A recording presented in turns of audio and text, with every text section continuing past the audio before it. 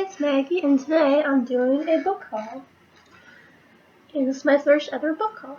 So I want to start off with Saint Anything by Sarah Dessen. And I'm very excited to read this because it is her newest book, and ever since I was a young teenager, I read her books, and they're very good.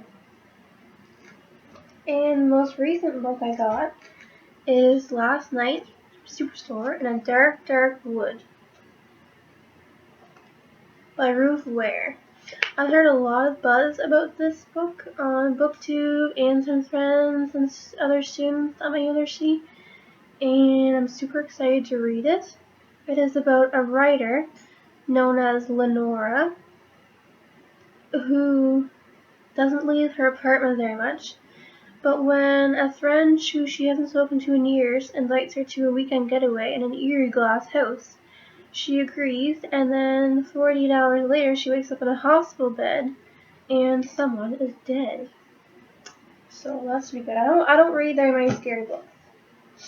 Another book that I got recommended by BookTube is The Silver Witch by Paula Braxton. And the cover on this is so pretty with the hair. And this one, it says, after her husband's sudden death, ceramic artist Tilda Fordwell moves into a secluded Welsh cottage, hoping it will help ease her grief. Instead, the beautiful lake nearby seems to spark something dominant in her, a sensitivity and a power of some sort. And she has power, she finds it. So I'm real excited for this one, and it's just so pretty. And the fourth book that I got is A Darker Shade of Magic, which I've also heard great things about on BookTube, the people are reading. It's about Grey London it doesn't have any magic, with one Mad King, George III. Then there's Red London, where magic and life are weathered, and White London, a city slowly being drained through magical war down to its very bones. And once upon a time, there was Black London, but no one speaks of that now. And this is about time travel in the future.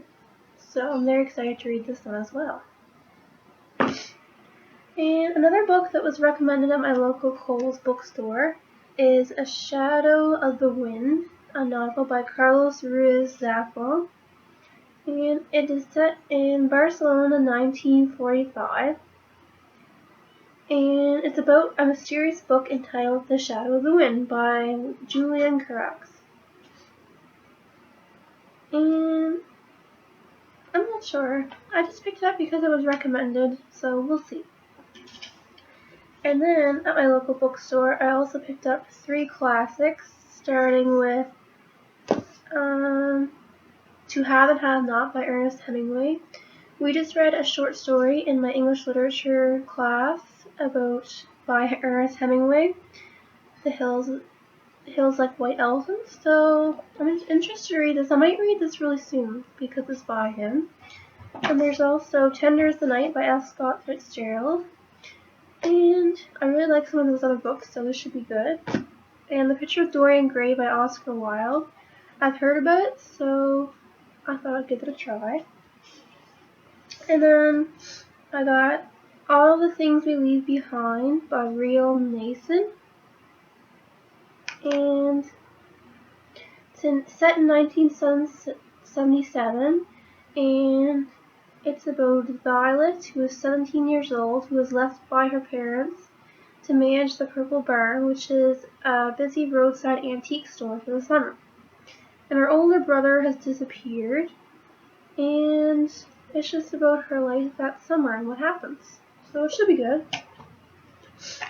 And this book, the next one, is called All Is Not Forgotten, and the film rights have been sold, so it should be a movie in the next few years. And it begins in the small, affluent town of Fairview, Connecticut, where everything seems picture perfect, until one night when young Jenny Kramer is attacked at a local party. And she's given a controversial drug to medically erase her memory of the sexual assault.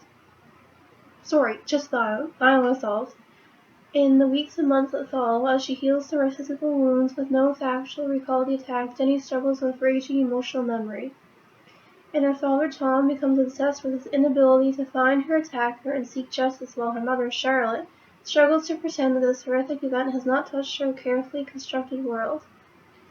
And as Tom and Charlotte seek help for their daughter, the fault lines within their marriage and their close-knit community emerge from the shadows, where they had been hidden for years, and the relentless quest to find the monster who invaded their town, or perhaps live among them, drives the psychological thriller to a shocking and unexpected conclusion. And I don't think I've ever read a thriller before, so this is a big deal. And another book that I bought during the summer was The Art of Thinking Clearly by Rolf Dobelli. It is not a novel, it's more like a knowledge book or self-help, and it's all about cognitive biases, like simple errors that we make every day, and like why watching and waiting is torture, or another advice that he gives, piece of advice, is that if you're watching a really bad movie in a movie theater, you just leave. Because there's no point watching it if it's no good. And even if you pay for it, you should just leave. If it's bad, just leave. So that's my book haul for the month of September.